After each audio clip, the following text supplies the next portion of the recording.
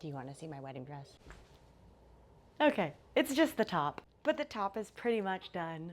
I am getting married in 6 months and it is time to start making my wedding dress. I keep looking at patterns and tutorials and making mock-up bodices again and again, but I think at this point it's just procrastination. I have never made anything close to a wedding dress, so it did take a lot of research and planning. I went to one dress appointment to really understand what necklines I wanted, what silhouette I wanted, what different fabrics were out there, so I could get all the inspiration. I started building my Pinterest board, and then I started filtering it down based on what I think I can actually achieve. And that's why I really need to start making this now so that if I can't execute this, I have time to look for a backup dress. It is now April, and I'm going to put out a part one of this video, and we'll see if the ending actually happens and what dress I actually end up wearing. What we're going for is a sweetheart neckline ball gown. I found during my dress fittings that I really like having a slit, so we're gonna figure out how to have a slit. I played around with the necklines. I thought I wanted like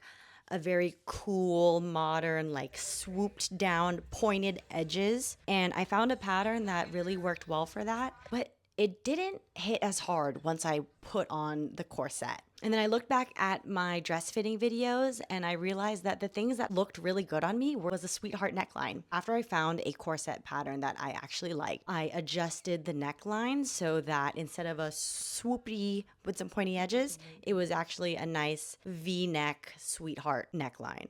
And that's what really tripped me up. That took a long time because I have never altered a pattern before. I've never like made adjustments to an entire neckline. So that was a really cool learning experience. Learning how to like move darts around, add volume, take away, and make it really fit my body. And I also changed the back line. I really like a low back, but considering it will be a strapless, I'm not sure how the structural integrity plays in. It will be a two-piece dress because I think that'll help alleviate the need for like a really structured, fitted, well-constructed top because the skirt can just skirt on its own. The top doesn't need to hold it up. After months of pattern trial and error, I was very eager to get my final pattern on the real fabric. I'm very fortunate. I do live in a city that has a secondhand craft store. So all the trials and errors, all the mock-ups were made on secondhand fabric, and that really helped keep the cost down. In total, I think I spent less than $300, including all the embellishments and practice fabric, a lot of the fabric that I didn't actually use because I like to buy extra just in case I make a mistake. I got almost all the fabric for the actual dress from Fabric Wholesale Direct because I was able to get so many swatches of their different fabrics and the billion shades of white that are available. Oh my goodness. It was a really easy process to figure out what I liked and then also what I could afford at this volume.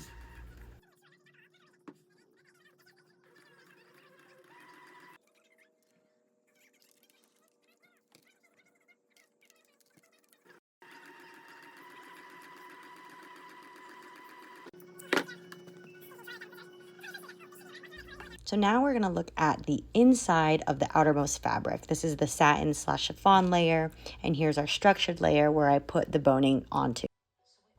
And lastly, this is the lining layer.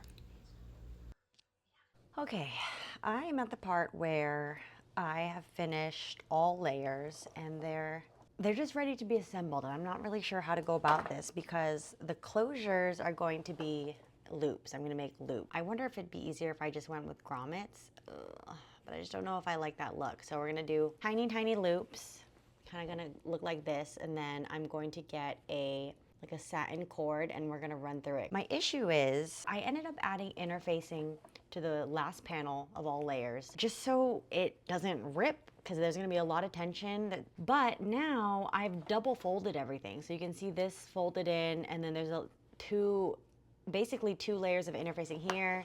Same thing with my fashion fabric. I probably don't need to add more boning on this last stretch because this is gonna be so thick. It's very sturdy, like there's no give, there's no wiggle. The plan is now to stitch all of these loops, make sure that they all come out evenly, onto my blue inner layer.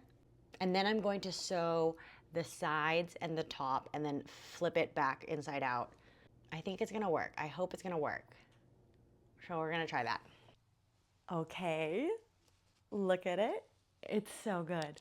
It's exactly what I was looking for. Having the silk chiffon over the satin really dulled out the shine, but the shine still peeks through with the light.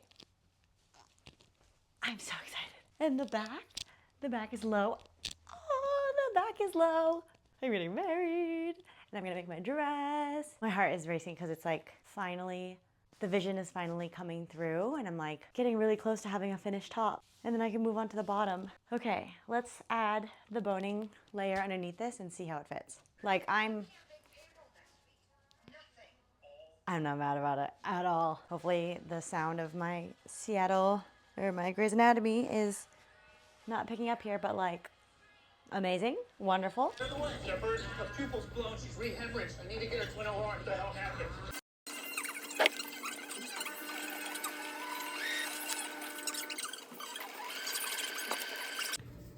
Doing some hand sewing so I can finish the side seams without having seams sew here because I didn't realize I did this through the outside fabric, but that's just, hopefully I'll cover it with some appliques, but I'm just hand sewing and stitching the seam closed like this.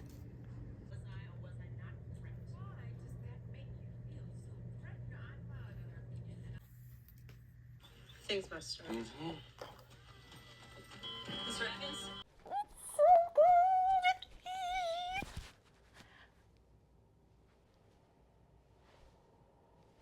It's finally pretty much done. This is 90% done.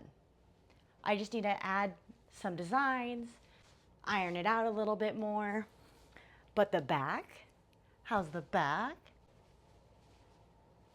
Not bad. We went with a lace up and then we'll tighten it a little bit more here, but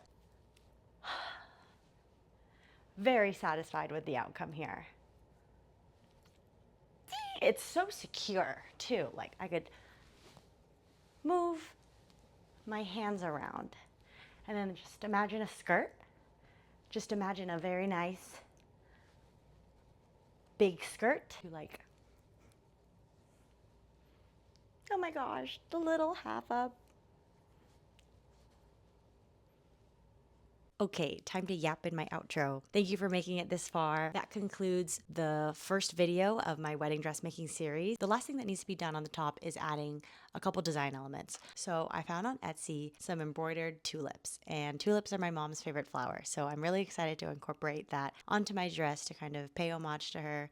She's such a big part of my life, and I'm really hoping the flowers work out style-wise on the dress. And I'm not really gonna know until I start on the skirt. Okay, I started filming this video in early April, and it's now pretty much the end of April. I would start sewing for a couple hours every night after I got off work. I was able to dedicate one full weekend to sewing, so I think that's where most of the progress was made. Thanks again for watching, and see you in the next one.